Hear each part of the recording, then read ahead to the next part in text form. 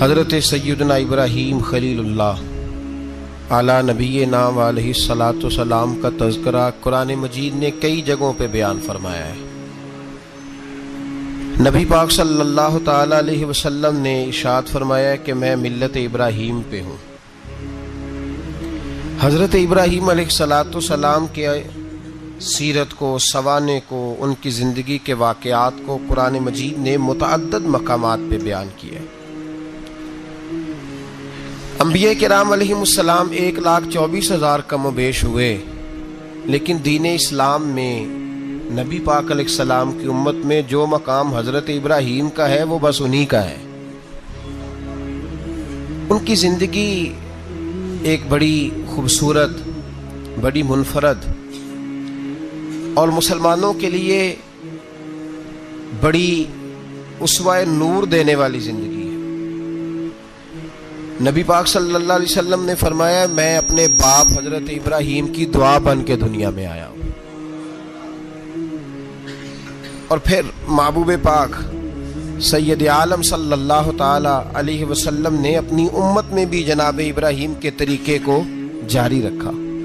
صحابہ نے قربانی کے بارے میں حضور سے پوچھا، ما ھذہ الاضحیہ، یا رسول اللہ صلی اللہ علیہ وسلم یہ قربانی کیا ہے؟ تو فرمایا سنت ابیکم ابراہیم، یہ تمہارے باپ حضرت ابراہیم کا طریقہ ہے، یہ تمہارے باپ حضرت، حالانکہ قربانی نبی پاک صلی اللہ علیہ وسلم کا بھی طریقہ ہے، لیکن فرمایا تمہارے باپ حضرت ابراہیم، حضرت ابراہیم کے ذکر کو باقی رکھا۔ اللہم صلی علی محمد وعلی آل محمد کما صلیت علی ابراہیم وعلی آل ابراہیم، ان کے تذکرے کو باقی رکھا دین کے اندر۔ حضرت ابراہیم بڑی امتیازی شان والے نبی ہیں، بڑی امتیازی شان والے۔ رب کریم کا وہ دوست جس نے کوئی چیز بچا کے نہیں رکھی، ہر شے ہی اپنے رب کی بارگاہ میں پیش کر دی۔ چند چیزوں سے انسان کو بڑا پیار ہوتا ہے، گھر اسے بڑا پیارا ہوتا ہے۔ وہ بڑا خوبصورت ہوٹل، 5 سٹار ہوٹل میں رہا، وہ اسلام آباد گیا، کسی سفر پہ گیا تو بڑے اعلیٰ قسم کے اس کو کھانے ملے، بڑی چیزیں ملی، لیکن کبھی دائیں کروٹ کبھی بائیں کروٹ۔ تو ساتھ بیڈ پہ دوست تھا تو اس نے کہا صاحب سو جاؤ، تو اس نے کہا یار جو مزہ اپنے گھر میں سونے کا ہے وہ کسی اور جگہ تھوڑی ہے۔ گھر بڑا پیارا ہوتا ہے، انسان لگاؤ ہوتا ہے، جس بے تکلفی سے، سکون سے، آرام سے انسان اپنے گھر میں وقت بتاتا ہے، کہیں اور مشکل ہو جاتا ہے۔ دوسرا، انسان کو اولاد بڑی پیاری ہوتی ہے، بڑی عجیب شے ہے، نہ ہو تب بھی بڑا دکھ ہے، اور ہونے کے بعد بھی اس کی بڑی آزمائشیں ہیں۔ یہ بڑی ایک میٹھی چیز ہے۔ اولاد ایک بڑا عجیب سا میوہ ہے، پتہ نہیں یہ کس انجیکشن کا نام ہے کہ چھاتی پر چڑھ جائے تو اللہ سکون عطا فرما دیتا ہے، پتہ نہیں کس ٹھنڈی دولت کا نام رب کریم نے اولاد رکھا ہے۔ بڑی پیاری ہوتی ہے اولاد۔ پھر تیسری چیز انسان کی اپنی جان ہے، اور یہ اتنی قیمتی شے ہے کہ اللہ کریم نے فرمایا کہ اگر تیری گردن پہ کوئی آدمی پستول رکھ کے، تلوار تیرے گلے پہ رکھ کے کہے نا کہ رب کا انکار کر دے ورنہ مار دوں گا، تو فرمایا وقتی طور پہ میری ذات کا انکار کر پر جان بچا جا۔ اگر تم مرنے کے قریب ہو گیا ہے اور حرام شے کھائے بغیر تو بچ نہیں سکتا، مر جائے گا، تو فرمایا چل تو اس طرح کر، حرام کھا کے جان بچا، پر جان بچانا فرض ہے، ضروری ہے۔ وطن بڑا پیارا، اولاد بڑی پیاری، جان بڑی پیاری، پر حضرت ابراہیم سے رب کریم نے فرمایا چل ابراہیم کوئی چیز دے، تو کہا یا اللہ تینوں ہی تیرے نام پہ قربان کرتا ہوں، تیری ہوئی ساری، ہر شے تیری۔ حضرت ابراہیم نے دین کے لیے، آپ شہر بابل کے قریب پیدا ہوئے تھے، وہاں سے مصر آئے، مصر سے فلسطین آئے، اور فلسطین سے آ کر کے کعبہ آباد فرمایا۔ زندگی سفروں میں گزری، سفر ایک تکلیف والی چیز ہے، پر حضرت ابراہیم نے وطن چھوڑ دیا، گھر چھوڑ دیا۔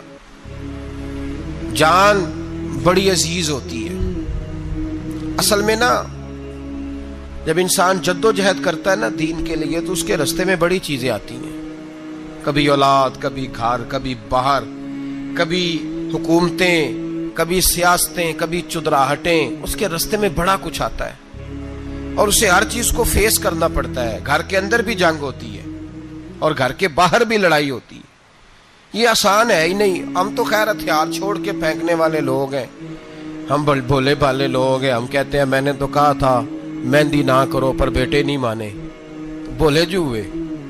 اسی طرح حالانکہ اگر وہ بیٹا کہے نا کہ ابا جی لاؤ زندگی میں سارا کچھ میرے نام کرو، تو پھر ہم بولے نہیں ہوتے اور اس وقت ہم تیز ہوتے ہیں، کہتے ہیں یہ کیسے ہو سکتا ہے، ہاتھ کاٹ کے دے دوں. اس وقت نہیں. دین کے معاملے میں بولے ہوتے ہیں. بیٹا بد مذہب کے پاس جا رہا ہے تو اس وقت ہم بولے بھالے ہیں، کوئی عرض نہیں. لیکن اگر وہ اپنی پسند کی شادی کرے ہمیں کراس کر کے، پھر ساتھ ہی ہم تیز ہو جاتے ہیں. تو حضرت ابراہیم نے جب دین کے لیے نکلے تو جد و جہد کی، گھر کے اندر بھی گھر کے باہر بھی. آپ کے والد کا نام طارق ہے، وہ توحید پرست تھے، ایماندار تھے، پرہیزگار تھے. آپ کے چچا کا نام آزر ہے، وہ بت پرست تھے، بت بیچا کرتے تھے. حضرت سیدنا ابراہیم علیہ السلام جب میدان عمل میں نکلے تو حضرت ابراہیم علیہ السلام نے اپنے گھر سے جہاد شروع کیا. لڑنا پڑا. گھر کے اصولوں سے چچا نے جو رواج بنائے ہوئے تھے اس رواج سے ٹکرائے. فرمایا میں اپنے گھر کے اندر یہ بت پرستی نہیں ہونے دیں گا. چچا کو ایک دفعہ نہیں، بار بار 100 دفعہ سمجھایا. آپ کا چچا بت بنا کے بیچا کرتا تھا. حضرت ابراہیم علیہ السلام تھوڑے بڑے ہوئے تو کہنے لگا کہ چلو میرے ساتھ، تم بھی بت بیچنے ہیں، ہمارا کاروبار ہے. حضرت ابراہیم ساتھ نکلے تو بت پکڑا ہے. گندے پانی کے اندر اس بت کو ڈبوتے ہیں، کہتے ہیں کسی نے خریدنا ہے تو خرید لو، نہ یہ نفع دے سکتا ہے نہ نقصان دے سکتا ہے. جو اپنا آپ نہیں بچا سکتا تمہیں کیا بچائے گا، خریدنا ہے تو خرید لو. چچا کہنے لگا تو کاروبار چمکا رہا ہے کہ تباہ کر رہا ہے. گھر میں بڑے معاملات خراب ہوئے، جھگڑے ہوئے، لیکن حضرت ابراہیم علیہ السلام ایک منٹ کے لیے بھی اپنے گھر کے اندر بھی کمپرومائز کرنے کو تیار. یہ تھوڑا مشکل میں نے پہلو چھیڑ دیا ہے، یہ تھوڑا مشکل پہلو چھیڑ دیا ہے. بڑا سمجھدار آدمی ہے پر بیوی سے پردہ نہیں کرا سکتا. سیانا ہے، پنچایت کا بندہ ہے، جو اس سے آپ کہیں گے وہ بات یہ سنائے گا، لیکن کہتا ہے نہیں جی میں نے کوشش کر لی ہے. کس قسم کی کوشش ہے صاحب، یہ کیسے ہو گیا؟ حضرت ابراہیم علیہ السلام نے گھر کے اندر سے فرمایا نہیں کرنے دوں گا. گھر کے اندر بھی ٹکرائے. فرمایا تم جو بھی ہو، پاش پاش کیا چچا کے اصولوں کو. اور باہر جب نکلے تو صرف علاقے کے چیئرمین سے نہیں ٹکرائے، ایم پی ایم این اے وزیر مشیر سے نہیں ٹکرائے. سپر پاور نمرود دنیا کا واحد حکمران تھا اس وقت، دوسرا کوئی حکمران ہی نہیں تھا. اکیلے حکمران سے جا کر ٹکرائے. کوئی ساتھ فوج نہیں تھی، کوئی ساتھ ان کے طاقت بظاہر دنیا داری کی کوئی نہیں تھی، پر حضرت ابراہیم جا کے ٹکرائے. اور میرے رسول پاک صلی اللہ علیہ وسلم نے سند بیان کی. فرمایا افضل الجہاد کلمۃ الحق عند سلطان الجابر. فرمایا سب سے افضل جہاد یہ ہے کہ تو ظالم بادشاہ کے سامنے کھڑے ہو کے حق بات بیان کر دے.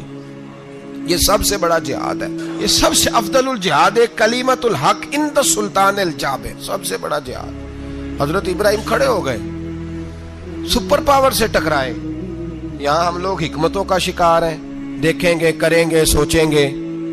اور مولوی صاحب کو ویسے کہتے ہیں آپ پرہیز کریں سیاسی باتوں سے. بھئی اللہ کے ہر نبی نے جا کے وقت کے ظالم حکمران کو لتاڑا ہے، للکارا ہے. یہ تو مشن انبیاء ہے. حضرت سیدنا ابراہیم علیہ السلام نے جو اس کو جا کے کہا کہ تو جھوٹ بولتا ہے، تو جھوٹا ہے، تو خدائی کا دعویٰ کرتا ہے، تو بہت بڑا ظالم ہے. اور قرآن مجید نے اس ساری بات کو بیان فرمایا. حضرت ابراہیم علیہ السلام سے کہنے لگا میں رب ہوں. تو آپ نے فرمایا میرا رب تو وہ ہے جو زندہ کرتا اور مارتا ہے. تو پھر آپ حق بات بیان کریں گے تو اللہ مارے گا کہ بندہ مارے گا؟ کچھ بھی نہیں ہوتا، کیونکہ زندگی موت کس کے ہاتھ میں ہے؟ اللہ کے ہاتھ میں. زندگی موت اللہ، کچھ بھی نہیں ہوتا. انسان صحیح سمت کا تعین کرے اور صحیح چلے. حضرت علی شیر خدا سے کسی نے کہا تھا کہ آپ کے بڑی دشمنی ہے، کوئی محافظ رکھ لیں. آپ فرمانے لگے موت خود بہت بڑی محافظ ہے، وقت سے پہلے آتی ہی نہیں. بڑی محافظ ہے وقت سے پہلے. علامہ نورانی رحمت اللہ تعالی علیہ کراچی جیسے شہر میں رہا کرتے تھے، جہاں گام گام پہ خطرہ تھا. لوگوں نے کہا حضرت اتنے بڑے لیڈر ہو, آپ کی جماعت کی 62 سیٹیں ہوئی قومی اسمبلی میں, ایک ایسا وقت بھی آیا تو کوئی ایک آدمی بندوق والا, آپ فرمانے لگے مجھے ضرورت ہی نہیں, اس لیے کہ جس خدا رسول کے لیے میں نکلا ہوں وہ خود ہی حفاظت کرنے والے ہیں, ضرورت نہیں ان چیزوں. تو بھائی حضرت ابراہیم ٹکرائے, اور آپ کا انداز کیا ہے؟ جا کے کہا کہ تو نہیں, خدا وہ ہے جو زندہ کرتا. اور اس نے ایک بیوقوفوں جیسی دلیل دی. ایک آدمی کو کل پھانسی دینی تھی تو اس کو بلایا, کہنے لگا تجھے کب پھانسی ہے؟ اس نے کہا کل. کہنے لگا جا تجھے ذات کیا زندگی دی, اس کو چھٹی دے دی. ایک عام آدمی بیچارہ بیٹھا تھا, اس کو پکڑ کے نا کہنے لگا اس کی گردن اڑا دو. کہنے لگا دیکھ لو میں بھی زندہ کرتا اور مارتا ہوں, وہ جو کل مرنے والا تھا میں نے زندہ کر دیا ہے, اور جس کو پتہ ہی نہیں تھا کہ میں نے مرنا ہے اسے پکڑ کے میں نے مار دیا ہے. یہ بیوقوفوں جیسی دلیل ہے. حضرت سیدنا ابراہیم علیہ السلام چاہتے تو اسی وقت دلیل توڑ دیتے کہ تو کیا بیوقوفوں جیسی بات کر رہا ہے, اگر تو زندگی دیتا ہے تو مرے ہوئے میں جان ڈال کے دے جس کو تو نے مارا ہے. لیکن حضرت ابراہیم نے دیکھا کہ بیوقوف ہے, بیوقوفوں سے بحث نہیں ہوتی, دلیل بدل لی جاتی ہے, ان کی عقل کے مطابق بات کی جاتی ہے. حضرت ابراہیم فرمانے لگے میرا رب وہ ہے جو سورج مشرق سے نکالتا ہے اور مغرب میں غروب کرتا ہے, تو اگر رب ہے تو تو مغرب سے نکال کے مشرق میں غروب کر. فبہت الذی کفر, کافر لاجواب ہو گیا, اس کے پاس اس چیز کا کوئی جواب نہیں تھا. علامہ اسماعیل حقی نے خوبصورت فقرہ لکھا ہے, خوبصورت, جان ڈال دی ایک جملہ کہہ کے. حضرت سیدنا علامہ اسماعیل حقی رحمت اللہ علیہ فرمانے لگے چونکہ نمرود بیوقوفوں جیسی باتیں کر رہا تھا, اگر وہ یہ کہہ دیتا نا کہ میں سورج کو نکالتا ہوں مشرق سے, میں غروب کرتا ہوں معاذ اللہ مغرب میں نکالتا ہوں, تو آپ اپنے رب سے کہیے کہ وہ مغرب سے نکال کے مشرق میں غروب کرے. علامہ اسماعیل حقی فرماتے ہیں رب کریم کی آواز قدرت تھی, مالک حضرت ابراہیم علیہ السلام کے اس, اگر وہ کہہ دیتا اور حضرت ابراہیم دعا کر دیتے تو رب کریم نے فرشتوں کو تیار بٹھایا ہوا تھا. فرمایا اگر یہ کہہ دے میرے خلیل سے کہ سورج مغرب سے نکال کے مشرق میں غروب کرنا ہے تو تیار رہنا, جس طرح خلیل کہیں گے ویسے ہی کر دیں گے. واتخذ اللہ ابراہیم خلیلا, ابراہیم ہمارا دوست جو ہوا, جیسے کہے گا ویسے کر دیں گے. حضرت سیدنا ابراہیم علیہ السلام کی باتوں کا جب جواب نہ دے سکا, دلیل نہیں بندہ دیتا, پھر لڑائی کرتا ہے, پھر جھوٹے موٹے اعتراض کرتا ہے. دلیل ختم ہوتی ہے تو لوگ ذاتیات پہ اترتے ہیں, کہتے ہیں یہ کھانستا صحیح نہیں, دیکھتا صحیح نہیں. دلیل ختم, اب ذاتیات پہ اترے, کہنے لگے مجھے پتہ چلا ہے کہ یہ فلانی جگہ گیا تھا تو وہاں جا کے اس نے اس طرح کیا ہے. پھر لوگ ذاتیات پہ اترتے ہیں, جب دلیل کا جواب دلیل سے نہیں دے پاتے پھر ذاتیات پر اتر کر حملے کرتے ہیں. حضرت ابراہیم کے دلائل کا جواب نمرود نہ دے سکا تو کہنے لگا کہ اس کو آگ میں ڈال دو. قوم گئی ہوئی تھی ساری, آپ نے بات سنی ہوئی ہے, میں نے صرف اشارہ دینا ہے, میلے پہ. تو حضرت سیدنا ابراہیم علیہ السلام نے سارے بت توڑ دیے, کلاڑا بڑے بت کی گردن پہ رکھا. واپس آئے, کہنے لگے بت کس نے توڑے ہیں؟ تو فرمایا اس سے پوچھ لو جس کی گردن پہ کلاڑا ہے. کہنے لگے یہ تو بول ہی نہیں سکتا. تو فرمانے لگے بڑے بیوقوف ہو, جو بولتا ہی نہیں, سنتا ہی نہیں, اپنا آپ نہیں بچا سکتا, اس کی پوجا کرتے ہو. کہنے لگے پکڑو, دلیلیں ختم ہو گئی, اس کو آگ میں ڈالو. بہت بڑی حویلی 45 فٹ مربع پہ مشتمل ایک حویلی بنائی گئی اور 45 فٹ اونچی. مختلف روایات, علامہ اسماعیل حقی کہتے ہیں کہ 3 مہینے تک نمرود نے کہا کہ اس کے اندر لکڑیاں ڈالو. لوگ پوچھنے لگے کتنی دنیا جلانی ہے؟ کہنے لگا بندہ تو ایک جلانا ہے, پر بندہ بڑا تگڑا ہے, ایک بندہ. 3 مہینے لکڑیاں ڈالی گئیں. اور لوگوں کی جو تہمات ہوتی ہیں نا وہ بڑی عجیب ہوتی ہیں. تہمات میں نے بڑی تفصیل سے رمضان المبارک میں گفتگو کی تھی. بدشگونی, تہمات لوگ لیتے ہیں. اس وقت بھی لوگ تہمات کا شکار ہو گئے. عقیدہ بگڑ جاتا ہے تو وہ عجیب و غریب باتیں کرنے لگتا ہے.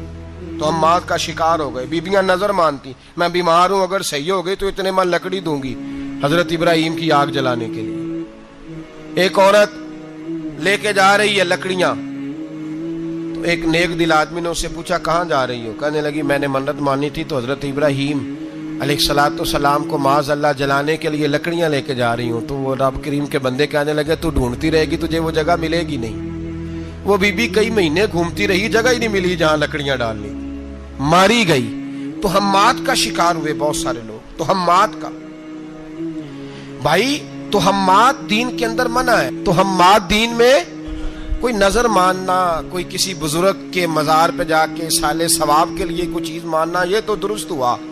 लेकिन गैर शरी नजरें मान लेना कि मैं आग के गिर्द चक्कर लगाऊंगा, मैं जनाब वहां जाके ये वाला तमाशा करूंगा, मैं धागा बांधूंगा, मैं रस्सा काटूंगा, मैं वहां गंदे औं से पानी पीऊंगा, इनकी शरीयत इजाजत, ये तो हम्मात हैं, बदशगुनी है। दीन में इनकी कोई गुंजाइश। आप नजर मानने से पहले भी किसी आलिम से राब्ता करें कि मैं मन्नत मांगने लगा हूं तो कैसे माननी चाहिए, उसका तरीका पूछें। ऐसे ही गलत चीज की मन्नत थोड़ी मान ली जाएगी। 12 आमदाम बरसरे, मतलब हजरत इब्राहिम के लिए आग जलाई गई, 45 फुट ऊंची आग है, परिंदा भी ऊपर से गुजरता है तो नीचे गिर जाता है जल के। इतने दिन लगा के आग जलाई गई, अब हजरत इब्राहिम को जलाया जाने लगा है। यहाँ तो मौजे है ना, जो किसी इदारे का सरबराह है उसके लिए मौज है, किसी जगह ऑफिसर बन गया तो मौज है, पीर साहब के लिए मौज है, अल्लामा साहब के लिए मौज है, खतीब साहब के लिए मौज है। जलना किसको पड़ता है? वाली कोई नहीं रहा इल्ला माशाअल्लाह। वो लोग गुजर गए जो तकलीफें सह के काम करते थे, गुजर गया जमाना। हजरत सैयदना इब्राहिम अलैहिस्सलाम को जलाया जाने लगा है, तो अब इतनी बड़ी आग है तो डाले कैसे? शैतान ने तजवीज दी कि मंजनीक बनाओ, मंजनीक, बड़े बड़े बांस बांध के उनके नीचे रस्सा बांधो। वो जिस तरह झूलने के लिए झूला बनाया जाता है, इस तरह एक मंजनीक पुराने जमाने में उसमें पत्थर रख के फेंके जाते थे दुश्मनों पे। वो मंजनीक बनाई गई कि इतनी दूर से हजरत इब्राहिम को फेंकेंगे। हाथ हजरत इब्राहिम के बांध दिए, पांव मुबारक बांध दिए, पूरी जमीन पे एक नाम लेने वाला खुदा का, और उसको आज रस्सियों में जकड़ा हुआ है। जब फेंका जाने लगा ना आग में, हूरें रोने लगी, फरिश्ते तड़पने लगे, ए अल्लाह ये क्या होने लगा है? एक तेरा खलील और वो भी आग में। फरमाया जाओ जाके उससे कहो अगर तुम्हारी मदद लेता है तो उसे बचाओ। हवा का फरिश्ता आया, कहा इब्राहिम अगर तू कहे। ओ भाई, इन चीजों को कहानी समझ के ना सुना करें, ये दास्तान नहीं, ये वो तरीके हैं जो हमारे रसूल ने हमें अपनाने का हुक्म इरशाद फरमाया है। जो अकीदे, ये वो नजरियात है जो हमें ओढ़ने को कहा गया। अपने रब करीम की रिजा पे राजी रहने के ये वो खूबसूरत मौके हैं सूफिया ने जिनको बनाकर समझाकर हम तक पहुंचाया है। ये है अहले तरीकत की बातें। वो कहते हैं यार जिस हाल में रखे राजी रहना है। हजरत इब्राहिम अलैहिस्सलाम को फेंका जा रहा है, फरिश्ता आया, ए अल्लाह के खलील अगर हुक्म दो तो इतनी हवा चलाऊं कि नमरूदी जल जाए सारे, आग उन पे फेंक दी जाए। आपने फरमाया तू जा, तुझसे मुझे कोई काम नहीं। थोड़ी देर के बाद पानी का फरिश्ता आया, कहा हुजूर इतनी बारिश बरसाऊंगा कि आग बुझ जाएगी। फरमाया तू जा, तुझसे कोई काम नहीं। अब जब मंजनीक में रख दिए गए, आग में जाने का लम्हा है, तैयारी है, हजरत जिब्रील अमीन हाजिर खिदमत हुए। कहा इब्राहिम कोई हाजत? फरमाया तुझसे कोई नहीं। कहा चलो मुझसे नहीं तो रब करीम से ही बात कर लो, मुझे पता है मैं छोटा हूं, आप मुझसे मदद क्यों लोगे, रब करीम से ही बात कर ले। तो हजरत इब्राहिम कहने लगे जिब्रील ये बता, रब को नहीं पता उसका खलील किस हाल में है? उसे नहीं पता मैं किस हाल में हूं? मेरे हाथ बंधे हैं, पैर बंधे हैं आग में, उसे नहीं पता? बताया तो उसे जाता है जिससे खबर ना हो। तो अगर उसे पता है तो अगर वो जलाने पे राजी है तो मैं भी जलने को तैयार हूं, मैं तैयार हूं, मैं तैयार हूं। उसे कहो ठीक है। हजरत सैयदना इब्राहिम अलैहिस्सलाम को मंजनीक में डाल के जो फेंका आग में, या नारुकुनी बरदम व सलामन अला इब्राहिम, अल्लाह ने फरमाया ए आग मेरे इब्राहिम पे ठंडी भी हो जा और सलामती वाली भी हो जा। हजरत इब्राहिम को दो फरिश्तों ने बिठा दिया जमीन पे, फूल खिले हैं, कौंपलें महक रही हैं, कलियां खुशबू दे रही हैं। हजरत इब्राहिम ने सर सजदे में रख दिया, सुबहान अल्लाह वल्हम्दुलिल्लाह वला इलाहा इल्लल्लाह वल्लाहु अकबर। हजरत इब्राहिम अल्लाह की तस्बीह पढ़ने लगे, रब करीम का शुक्र बजा लाने लगे। निकले वहां से, कुछ दिन गुजर गए, निकले, हुक्म हो गया इब्राहिम इलाका छोड़ दो। हजरत इब्राहिम अलैहिस्सलाम वहां से निकल के मिस्र आए, चचा के पास ठहरे।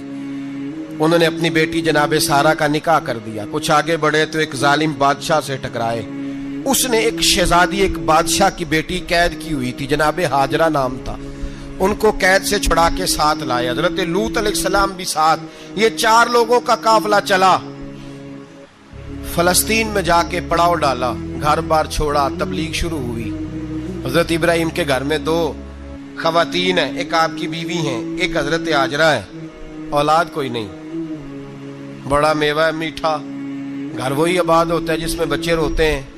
گھر ہوتا ہی وہ ہے جس میں بچوں کی چنچناہٹ ہوتی ہے, بھن بھناہٹ ہوتی ہے. حضرت ابراہیم نے ایک بچہ روتے ہوئے دیکھا تو آنکھوں میں آنسو آئے. کہنے لگے ربی حب لی من الصالحین, یا اللہ مجھے بھی نیک اولاد عطا کر دے. حضرت سارہ نے سن لیا. کہنے لگی ابراہیم شاید میرے بطن سے تو آپ کو نصیب نہیں, ہاجرہ سے نکاح کر لو. جناب ہاجرہ سے نکاح ہوا. اللہ تو بڑا بے نیاز ہے. رب کریم نے حضرت اسماعیل جیسا خوبصورت بیٹا عطا فرمایا. بیٹا کالا سیاہ بھی ہو تو سینے کی ٹھنڈک ہوتا ہے, پر یہ تو وہ بیٹا ہے جس کی پیشانی میں نور محمدی چمکتا ہے صلی اللہ علیہ وسلم. حضرت سیدنا اسماعیل علیہ اتنے خوبصورت. اب جس بیوی کے ہاں بیٹا تھا, بیٹھنا اٹھنا بھی زیادہ اس کے پاس, آنا جانا بھی اس کے پاس, توجہ ادھر ہو گئی. جناب سارہ رشک کرنے لگی. ایک دن کہنے لگی اسے چھوڑا جنگل میں, وادی غیر ذی زرع, مکے کے پاس. بھائی ایک بیٹا عالم دین بنا لو. کہنے لگا روٹی کہاں سے کھائے گا؟ تیرے 5 بیٹے ہیں, کو حافظ قرآن بنا, کہتے روٹی کہاں سے کھائے گا؟ وہ بچہ بھی کہتا ہے میں کہاں سے کھاؤں گا. حضرت ابراہیم علیہ السلام تو چند مہینے کا بچہ چھوڑ آئے, تو کہاں سے روٹی کھائی حضرت اسماعیل نے؟ کہاں سے کھائی ان کی اماں نے روٹی؟ بھوکے مر جاتے ہیں یہ سارے. میں بڑی ذمہ داری سے کہا کرتا ہوں کہ جتنی خوبصورت روٹی اللہ کریم دین کے خادموں کو عطا کرتا ہے شاید کسی اور کے نصیب ہوتی ہو, لیکن ہم لوگ توجہ ہی نہیں کر رہے. ہمارا ذوق ہی نہیں بن رہا. ہم یہ محنت ہی نہیں کر رہے کہ قوم کو مستند علماء کی ضرورت ہے. علاقوں کے علاقے خالی ہیں, ادھر ہمارا مزاج ہی نہیں بن رہا, توجہ ہی نہیں دین کی خاطر. اور پھر چلے بچے تو بعد کی بات ہے نا, جو ابھی خود جوان ہے وہ بھی یہ دعا. ایک صاحب مجھے کہنے لگے میں دعا مانگ رہا ہوں اللہ مجھے بیٹا دے تو میں اسے دین پہ لگاؤں گا. تو میں نے کہا آپ بھی بوڑھے نہیں ہوئے, آپ خود ہی لگ جائیں. بیٹا تو ابھی آئے گا تو لگے گا نا. تو آپ تو اس وقت ہے تو آپ تو پہلے لگے نا صاحب. 2 گھنٹے تو نکال کے آئے, دین سیکھنے کو کافی ہے. آپ اتنی لمبی سوچ رہے ہیں کہ بچہ آئے گا تو بڑا ہوگا تو وہ جائے گا تو دیکھی جائے گی. ابھی تو آپ ہیں تو آپ تو آؤ. حضرت ابراہیم نے بچہ وہاں چھوڑا. یہاں سے جو عمرہ کرنے لوگ جاتے ہیں نا, جو حج کرنے جاتے ہیں, ان کو پتا ہے کہ وہاں دنیا کی ہر نعمت ملتی ہے, پھر بھی ڈبل ٹرپل پیسے لوگ جیبوں میں ڈال کے جاتے ہیں. حضرت ابراہیم جب وہاں لے کے گئے تو کوئی انسان نہیں تھا, پانی کا قطرہ نہیں تھا. 2 کلو کھجوریں, ایک مشکیزہ. بیوی کو تھمایا. ہمارے گھر میں ہزاروں چیزیں پڑی ہیں, لیکن وہ جو توکل ہے نا وہ ختم ہو گیا ہے. اللہ دے گا, حلال حلال پہ قناعت کرے, جائز جائز پہ بھروسہ کرے, رب کریم عطا کرنے والا ہے. وہ مزاج ختم ہو گیا. حضرت سیدنا ابراہیم علیہ السلام 2 کلو کھجوریں, ایک مشکیزہ پانی کا دے کر کے, اور وہاں بٹھایا آپ نے اپنے بچے کو اور اپنی زوجہ جناب ہاجرہ کو, اور بٹھا کر کے یہ واپس پلٹنے لگے. تو حضرت ہاجرہ سلام اللہ علیہ نے آواز دی, کہا ابراہیم کس کے سہارے پہ چھوڑ کے جا رہے ہیں؟ جہاں آب زمزم کا کنواں ہے نا, جو لوگ گئے ہیں انہوں نے صفا مروہ کی صحیح کی ہے, صفا مروہ سے باہر نکلے نا, سرکار کی ولادت کا مقام ہے, اس جگہ پہ آب زمزم کا کنواں تھا. وہاں حضرت سیدنا ہاجرہ کو بٹھایا. کوئی چیز نہیں, کوئی درخت نہیں, کوئی کھیت نہیں, کوئی پانی نہیں, کوئی کنواں نہیں. وہاں بٹھایا اور بٹھا کر کے نکلنے لگے تو جناب ہاجرہ فرمانے لگی ابراہیم کس کے سہارے پہ چھوڑ کے جا رہے ہو؟ کہنے لگے اللہ کے سہارے پہ. تو پاک باز بی بی نے ایک لفظ پوچھا, کہا ابراہیم یہ میرے رب کا حکم ہے, یہ میرے, بس جن کا عقیدہ توحید مضبوط ہو ان کے لیے ایک جملہ کافی ہوتا ہے, یہ میرے اللہ کا حکم ہے. تو جناب ابراہیم علیہ السلام فرمانے لگے ہاجرہ ہاں رب کا حکم ہے. جب یہ لفظ کہے تو چاہیے تھا نا حضرت ابراہیم تسلی دیتے, تو بی بی صاحبہ تسلی دینے لگی. عرض کرنے لگی ابراہیم اگر اللہ کا حکم ہے تو پھر آپ ہماری فکر نہ کرنا. اگر یہ رب کا حکم ہے تو پھر ہماری فکر نہ کرنا. جس رب نے ہمیں یہاں تک پہنچایا ہے وہ ہمیں کبھی بھی ضائع نہیں فرمائے گا. پھر فکر نہ کرنا. حضرت ابراہیم آ گئے, بات آپ نے سنی ہوئی ہے, اشارہ کرنا مقصود ہے.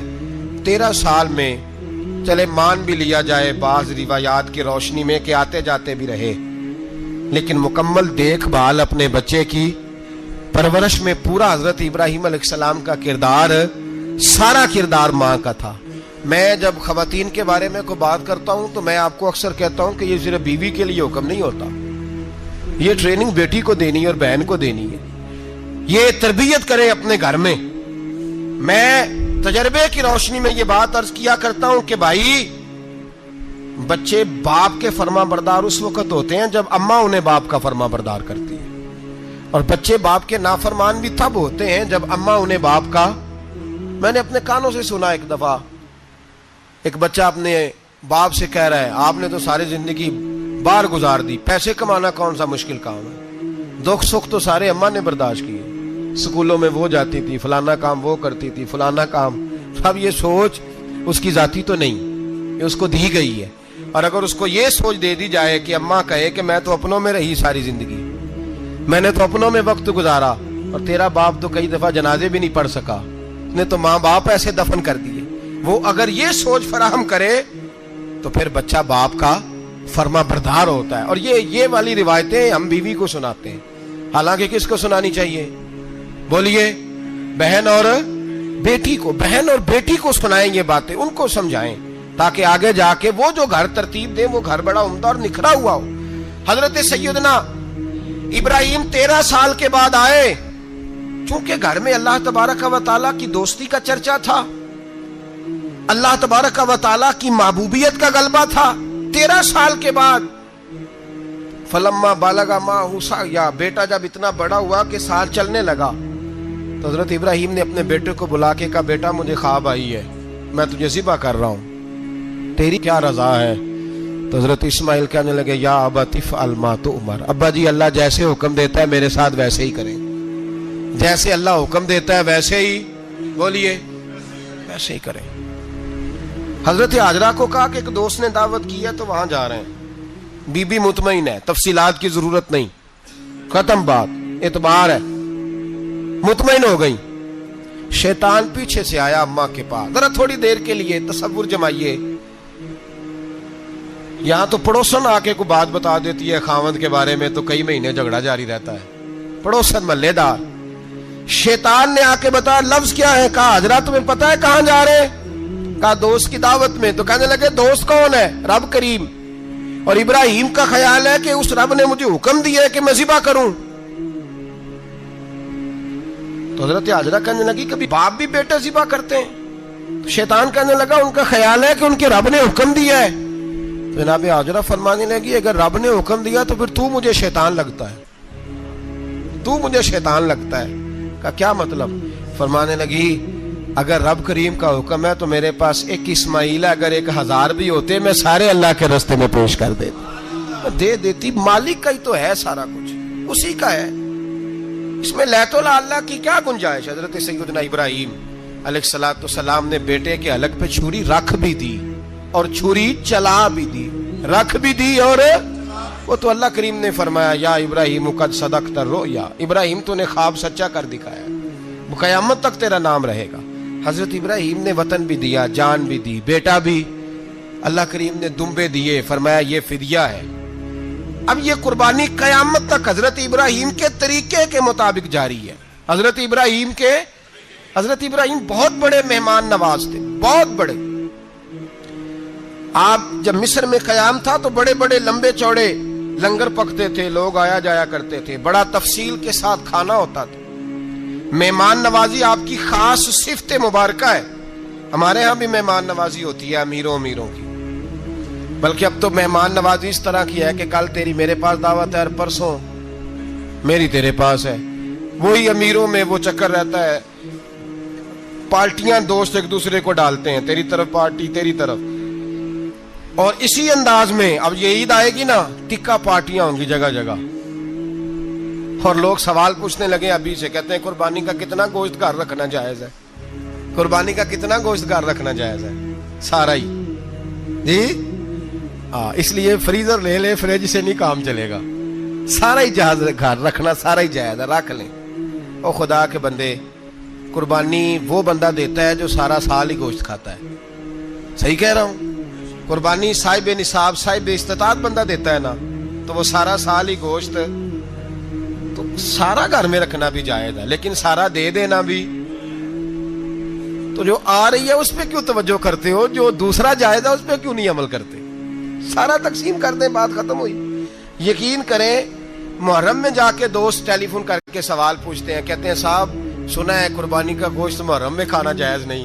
میں کہ نہیں، ربیع الاول چ بھی جائز جے، رجب رمضان تک کھاؤ، کوئی بندہ نہیں منع کرتا، اس لیے کہ کسی کو دینا تو پسند ہی نہیں۔ یا پھر اس میں سے جو خاص خاص چیزیں ہیں وہ اپنی فریج میں، اور باقی جو ہے وہ دوسروں کے لیے۔ یہ کیا طریقہ ہے ہمارا؟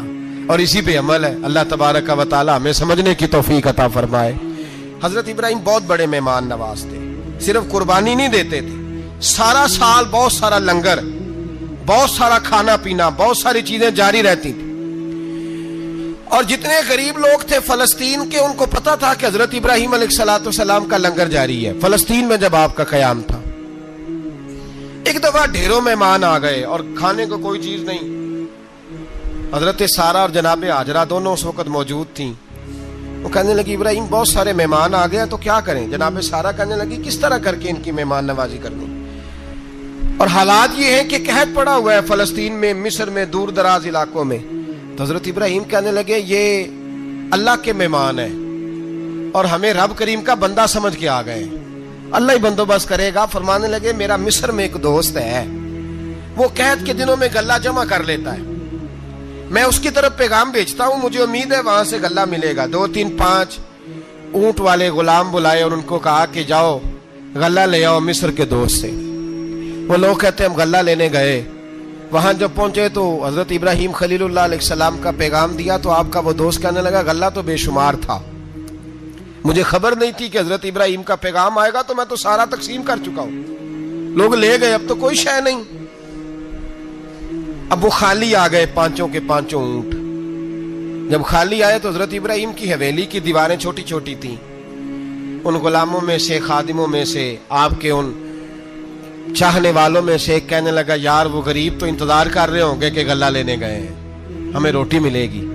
چھوٹی چھوٹی دیواریں ہیں، وہ جب دیکھیں گے نا خالی آ گئے تو انہیں تکلیف ہوگی، اس طرح کرو بوریوں میں ریت بھر لیتے ہیں، ریت بھر کے لے جاتے ہیں، بعد میں اندر رکھ کے انہیں سمجھا بہلا لیں گے یا حضرت ابراہیم کو بتائیں گے، وہ خود ہی ان لوگوں کی دل جوئی فرمائیں گے۔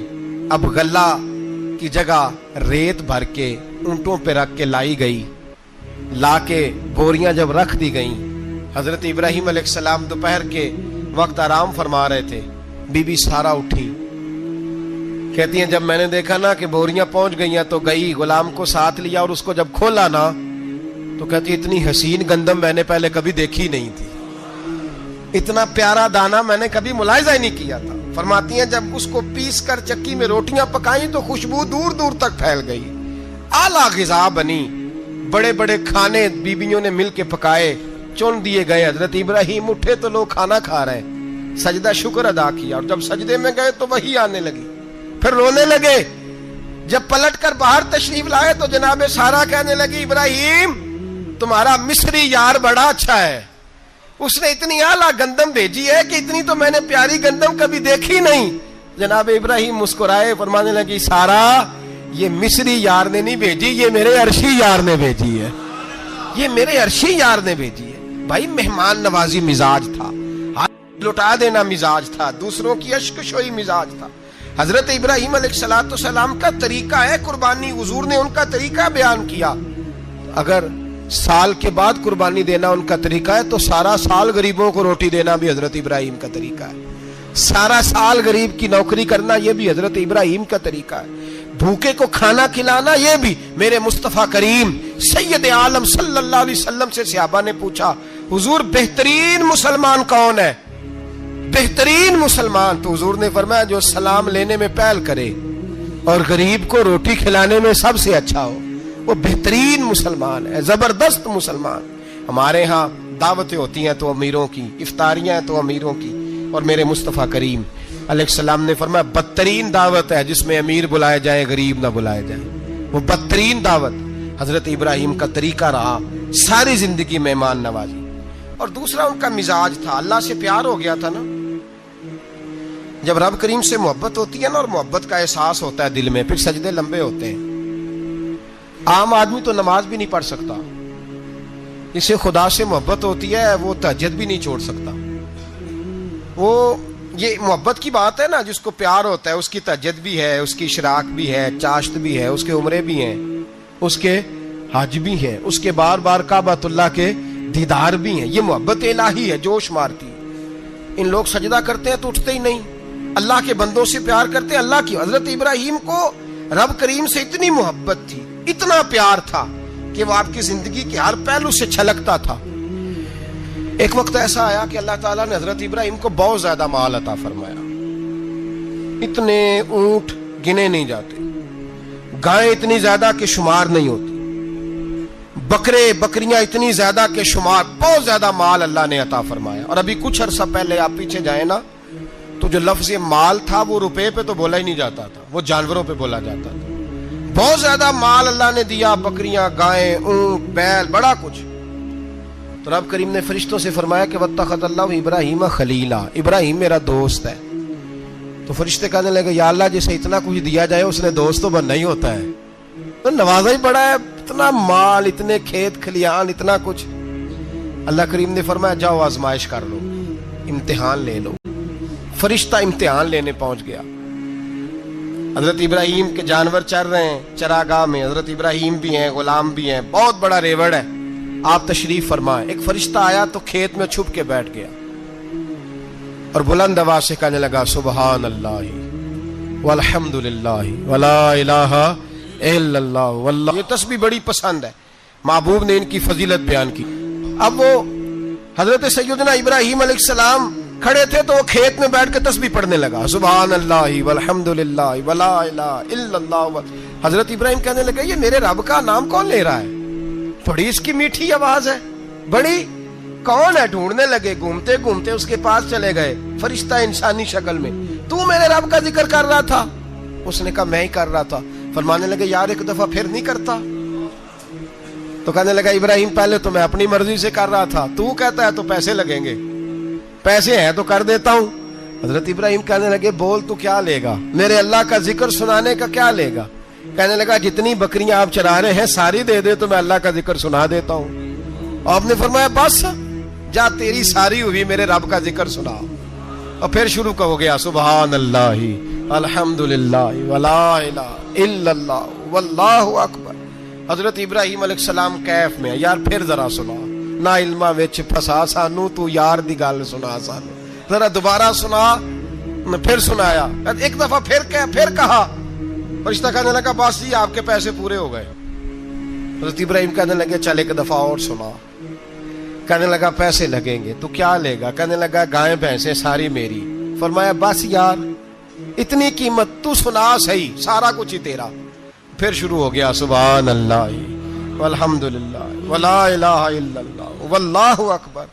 گائیں دے دیں, بھینسیں دے دیں, وہ ذکر سناتا ہے. حضرت ابراہیم کبھی مچلتے ہیں, کبھی روتے ہیں, کبھی آہیں بھرتے ہیں. تو میرے رب کا نام لے رہا ہے, ذرا پھر سے لے.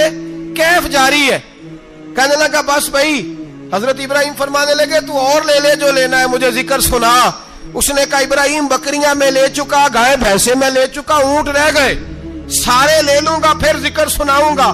فرمایا جا تیرا ہوا تو ذکر سناتا رہ, میں دیتا ہوں. دے دیا, کچھ دیر ذکر کیا تو اب خاموش ہو گیا.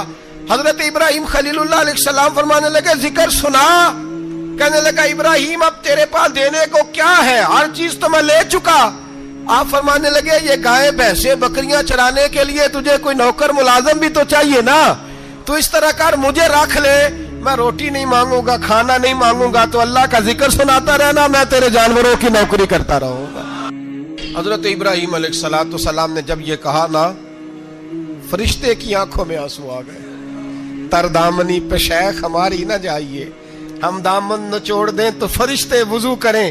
فرشتہ رو پڑا اور کہنے لگا ابراہیم مجھے سینے سے لگاؤ, آپ واقعی اس قابل ہے کہ اللہ آپ کو اپنا دوست بنائے, واقعی اس قابل ہے کہ رب آپ کو اپنا. حضرت ابراہیم علیہ السلام کا خدا سے محبت کرنے کا نرالا انداز. اور میرے بھائی यही मोहब्बत उन्हें मेरे मुस्तफ़ा से भी थी। एक नबी घर बना रहा है, दूसरा बनवा रहा है। हजरत इस्माइल अलैहिस्सलाम पत्थर उठा उठा के ला रहे हैं, जनाब इब्राहिम बना रहे हैं। जब खाना काबा बन गया तो कहने लगे रब्बना वब अस्फीहिम रसूला, ऐ अल्लाह अब इसे बसाने के लिए अपना आखिरी रसूल भी अता फरमा। नबी पाक फरमाते हैं मैं दुआ हूं हजरत इब्राहिम की। ये कुर्बानी हजरत इब्राहिम का तरीका है। हुजूर ने अगरचे नबी पाक की अपनी सुन्नत थी, ये भी कह सकते थे सुन्नती व सुन्नती अबीकुम इब्राहिम, मेरी सुन्नत है और तुम्हारे बाप इब्राहिम की सुन्नत है। ये नहीं फरमाया। जब सहाबा ने कहा कुर्बानी क्या है, फरमाया सुन्नती अबीकुम इब्राहिम, ये तुम्हारे बाप इब्राहिम की सुन्नत है। हर साहिब निसाब पर कुर्बानी वाजिब है। जो ज़कात का निसाब रखता हो उस पर कुर्बानी वाजिब है, यानी ज़रूरियात से ज़्यादा इतने पैसे, जितने पैसों से ज़कात फर्ज होती है उतने पैसे जिस आदमी के पास कुर्बानी से पहले पहले आ जाए उस आदमी पर कुर्बानी करना वाजिब है। बकरा, छतरा, दुम्बा 1 साल का या दुम्बा 6 महीने का हो पर इतना बड़ा महसूस होता हो कि लगे कि 1 साल का है, उसकी कुर्बानी हो सकती है। जानवर में कोई ऐब नहीं होना चाहिए, इतना कमजोर ना हो कि ज़िबा जहाँ उसे करना है वहां वो चल के जा ना सके, इतना कमजोर जानवर ना हो, उसके अंदर बज़ाहिर कोई इतना बड़ा नक्स ना पाया जाता हो, काना ना हो, लंगड़ा ना हो, कोई उसकी हाथ ना कटे हुए हो, ऐसा नक्स जो वाजे हो। बकरा 1 साल का, गायें और भैंस ये 2 साल की, ऊंट 5 साल का। अब इसमें यह है कि हमारे बहुत सारे दोस्त, चूंकि हम देहाती लोग हैं तो पूछते हैं कि दोंदा नहीं है तो चौगा नहीं है, तो ये हमारी पंजाबी की इस्तिलाहात हैं, पंजाबी की। शरीयत इस्लामिया ने साल बताए हैं, ये तो हमने अपनी आसानी के लिए, या देहातों में जो माहौल था इस तरह का जानवर लें, खूबसूरत जानवर लें। जो निसाब है वो भी मैंने आपको बताया, लेकिन एक और पहलू भी है। नबी पाक सल्लल्लाहु अलैहि वसल्लम पे ज़कात कभी फर्ज नहीं हुई, कभी हुजूर पे ज़कात फर्ज नहीं हुई। नबी पाक सल्लल्लाहु अलैहि वसल्लम के पास इतना सरमाया कभी इकट्ठा हुआ ही नहीं कि ज़कात फर्ज हो। लेकिन नबी पाक के सहाबा फरमाते हैं कि मदीने के 10 सालों में अल्लाह के रसूल ने हर साल कुर्बानी फरमाई है, हर साल कुर्बानी दी। और जिस साल हुजूर हज करने गए उस साल अल्लाह के नबी ने 63 ऊंट ज़िबा फरमाए। और हुजूर सल्लल्लाहु अलैहि वसल्लम जब ऊंट ज़िबा करने लगते ना तो सहाबा कहते हैं ऊंट खुद दौड़ के हुजूर के सामने आके लेट जाता और नबी पाक उसे ज़िबा करते और फरमाते हैं एक दूसरे को धक्के देते ऊंट के, पहले मैंने जाना है ज़िबा होने के लिए, पहले मैंने। उन्हें पता था कि जो मुस्तफ़ा के हाथों ज़िबा होगा वो तो दायमी जिंदगी पा जाएगा, यहां भी वहां भी जिंदा। 63 ऊंट ज़िबा किए।